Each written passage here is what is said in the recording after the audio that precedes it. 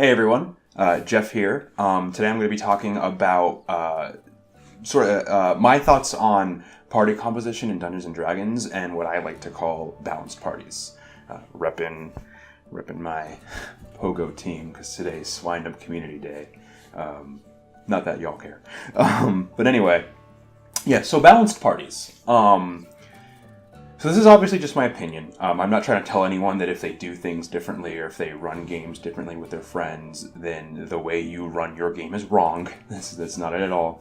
So just my thoughts on party balance and party composition and what I usually try to do in my groups in the games that I take part in, the games that I play.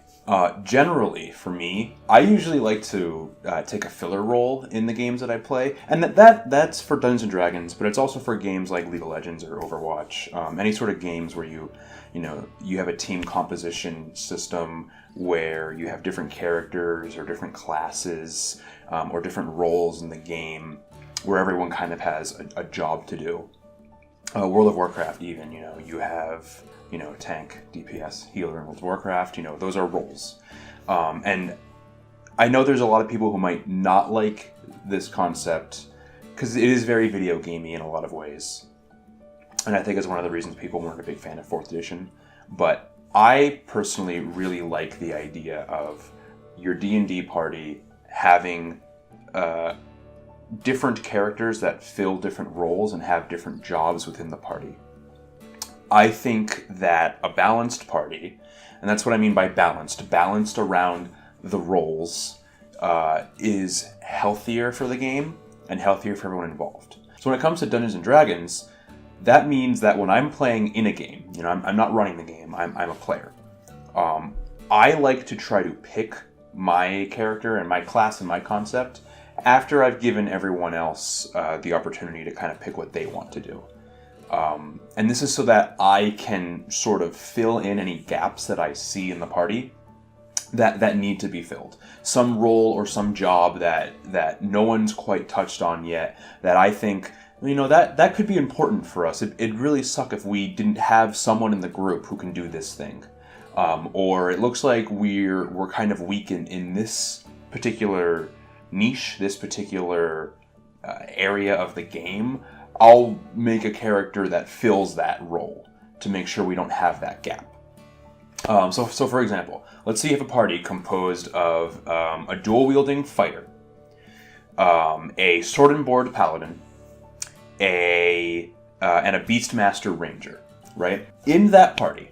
So, and this is what I sort of do. I look at this party and I go, okay, so we have some good frontline damage between the fighter, between the paladin, between the beastmaster's pet, since pretty much all beastmaster pets have to get in close to do damage. There's no real ranged beastmaster pet options. So between those three, that's 3 frontline, melee focused sources of damage right there in the party. The ranger might also end up going melee, or they might end up going archery. Which is a big thing to consider. Even amongst the same class, you could have very different characters that can fulfill very different roles depending on what kind of weapons they choose, what kind of spells they take, how that player wants to build that character, and that's a factor too. To get back to the example, everyone's pretty beefy. Fighter, paladin, ranger, those are all D10 hit dice classes. Fighter and Paladin can get into higher ACs relatively easily. Ranger can too, especially if they're stacking decks. And then you have, the Paladin can provide some good support spells. The Ranger can as well. Good, more survival-focused support spells, but decent support spells. And between the Paladin and the Ranger, both of those classes can heal. Not as well as a Cleric, sure, but especially since 5th edition doesn't require healing as much. There you go. Those are 2 classes that can do some good healing, so you've got healing pretty well covered. And then you also have, Paladin probably going to be a good party face with their above average charisma stat. Ranger's going to be good at net nature and survival, more than likely. Again, you got to talk to the other players and see exactly what they're planning on building. Looking at this party composition, I'm not seeing a lot of classes that will probably be able to fulfill, arcane knowledge. Certainly they could. Which is, again, it's important to talk to your fellow players, but my expectation would be we don't have a lot of arcane knowledge here. Paladin's probably going to cover religion. Ranger, like I said, probably has nature covered. We probably have good party face, so I probably don't have to necessarily be a bard or someone with good charisma. Not a lot of ranged options. Even if the ranger does go with a bow, that's still one ranged character out of essentially 4, including their pet. So not a lot of ranged options. Looking at that, I would probably decide to play a wizard. Or maybe a sorcerer if the paladin's not going too heavy on charisma. Or maybe even a warlock. Or potentially a bard. But wizard would probably be my first choice. Get good controlling spells, the arcane knowledge, more int focused. So maybe be good at investigation and things like that. If no one else in the party took investigation as a proficiency, or arcane trickster rogue actually wouldn't be bad either. With a crossbow or something. So now you got some range, you have some arcane knowledge, if that's what you want to do, some illusionary magic, that could probably fulfill a role too. So that's how I kind of try to do party composition, and that's what I do when I'm making a character. I see where things are needed, and I try to fill that gap. And part of my point with, there's so many melee characters in this group, we should get some ranged in there. If you're a Monster Hunter fan, you probably know kind of what I'm talking about. You don't want to have everyone in the group is a hammer user, and everyone's trying to wail on the head, because you're going to get in each other's way. You're missing out on potential cutting ability on, like, the tail, for example. If you don't have anyone who's ranged, everyone's really close in, if the monster does something that could potentially take out, like, all of you at once, instead of maybe just taking out the 1 or 2 that were in that spot. That's where kind of this idea of combat zones comes in my head. It's generally a good idea in Dungeons & Dragons for everyone to not cluster together, because then all you need is a boss that can cast Fireball or some sort of AoE spell, and since you're all right there, you're all getting hit. But if you have, maybe 1 or 2 people up close and then a couple people further back, that kind of spreads everyone out a little bit, so you don't have to worry about things like that. And again, gives everyone kind of a role. The enemy is escaping, they're flying away. Oh, too bad, we're all melee-focused characters. None of us have a ranged option, so I guess it just leaves. Well, that's why it's good to have someone that can potentially deal some ranged damage. And conversely, if everyone's ranged and no one's melee-focused, no one wants the boss or any of the monsters to get up close to them. That melee character, however, can get in there and keep the boss kind of locked down in one area, hopefully. While the ranged characters do their thing. So I encourage that idea of, when you're picking characters, try to look at zones like that and make sure that not everyone is in the same combat zone, so you avoid those issues. I mentioned earlier, I think I used the term everyone having a job to do. I've had parties before, and I've had circumstances before where everyone in the group was kind of good at the same thing. And because of that, if you have a situation come up where your dungeon master's like, all right, someone can roll a nature check. Everyone can roll a nature check. So now everyone's rolling for a nature check.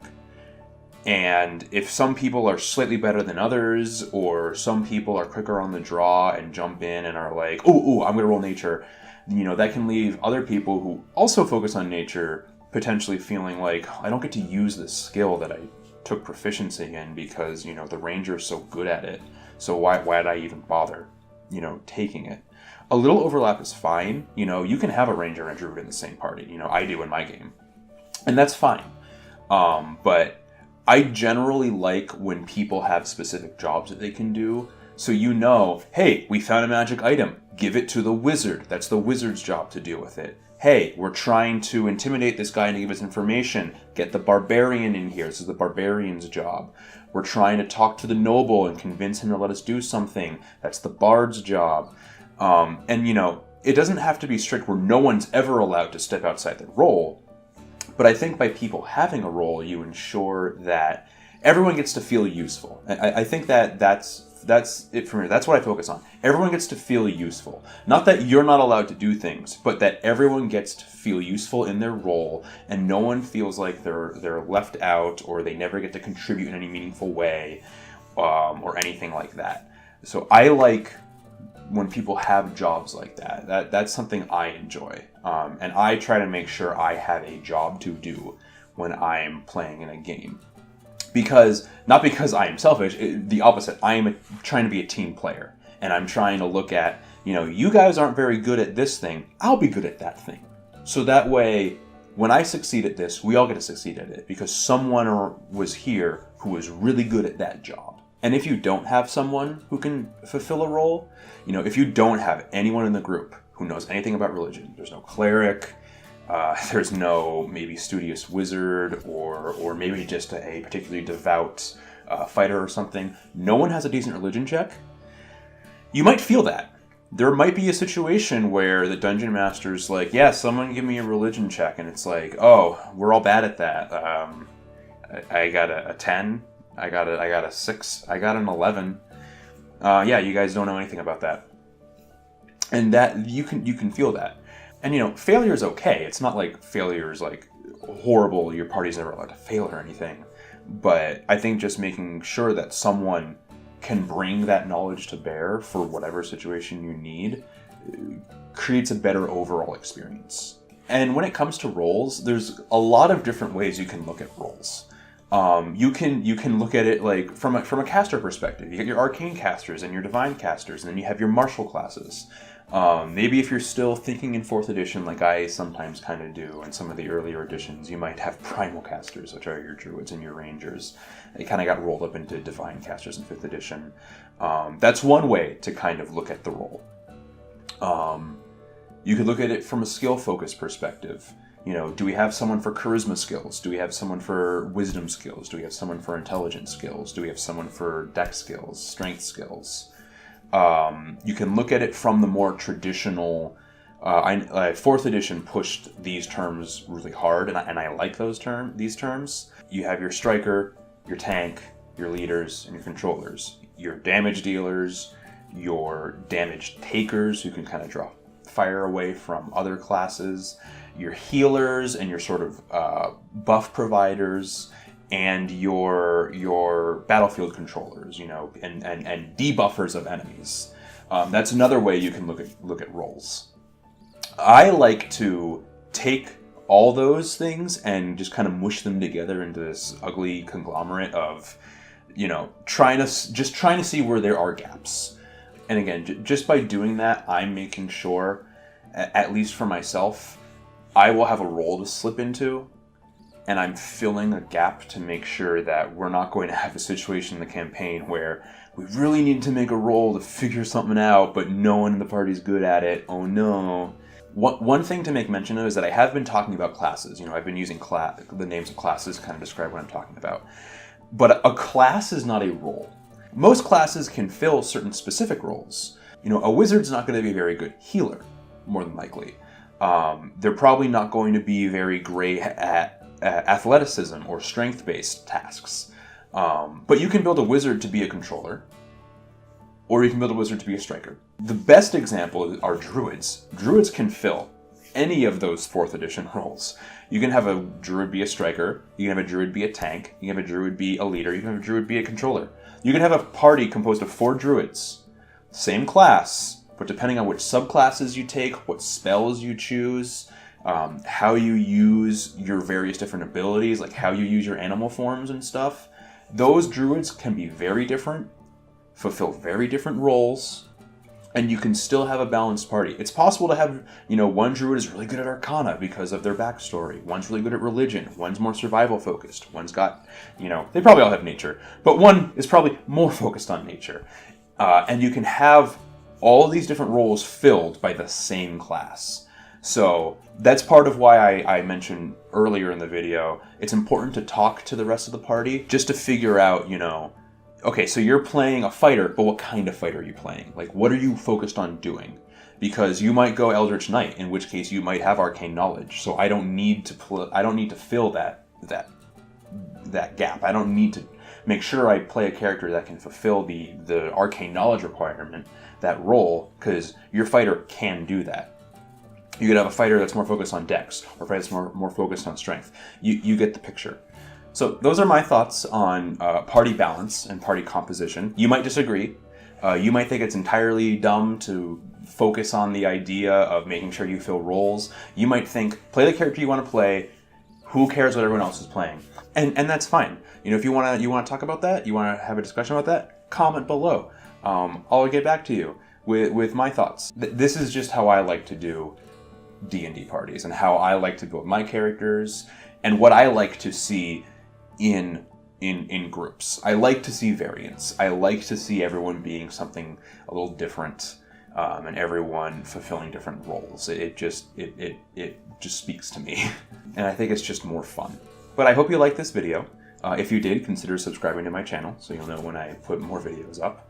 I do have a Patreon down in the... I'm going to start calling it the doobly-doo. Matt Colville calls it the doobly-doo, but apparently a lot of people call it the doobly-doo, so I might as well just call it the doobly-doo. So there's a link to my Patreon in the doobly-doo if you'd like to help contribute to that. Help make my dreams of trying to make making D&D content and D&D videos and stuff my actual full-time job. That would be awesome. I think the next video I'm going to do is probably going to be a longer one. It's going to be a campaign diary. Because I've been running the same D&D game for about 3 years now. Started back in January of 2016. Actually, our first game was January 1st, 2016. So it's really easy to kind of gauge time in that way.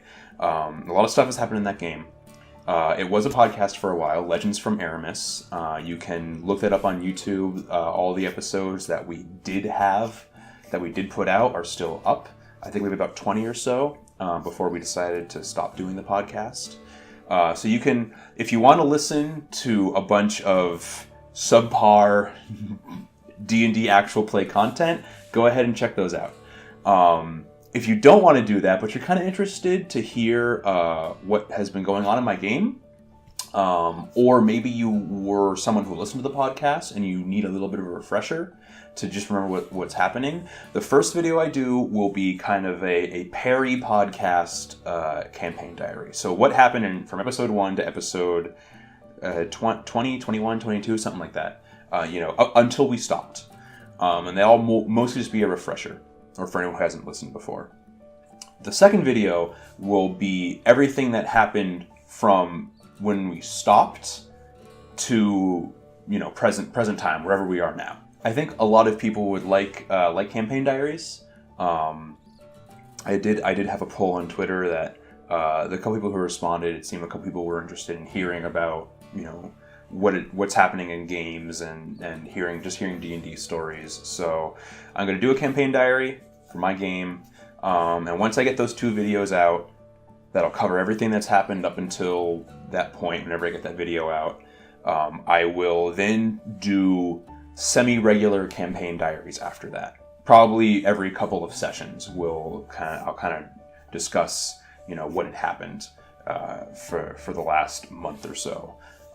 If people really want them, I might do them after every session, but for now I'm just going to do every so often. So until then, have fun playing Dungeons & Dragons. Or if you don't play Dungeons & Dragons, play Dungeons & Dragons. Why aren't you playing Dungeons & Dragons? It is the best game ever. It's just awesome. You can do anything you want to do. What's better than that? Or if you do play Dungeons & Dragons, find someone who doesn't play Dungeons & Dragons and, run a one-shot with them, see if you can get them to play. I'm sure there's lots of people out there who are interested, but just, don't have the people or don't have the means of playing. Introduce D&D to someone, because more people deserve to play D&D. It's the only opportunity we as adults get to have to use our imaginations again. When was the last time you did that when you were a kid? So yeah, play D&D or try to introduce someone to Dungeons & Dragons. And I'll see you in the next video.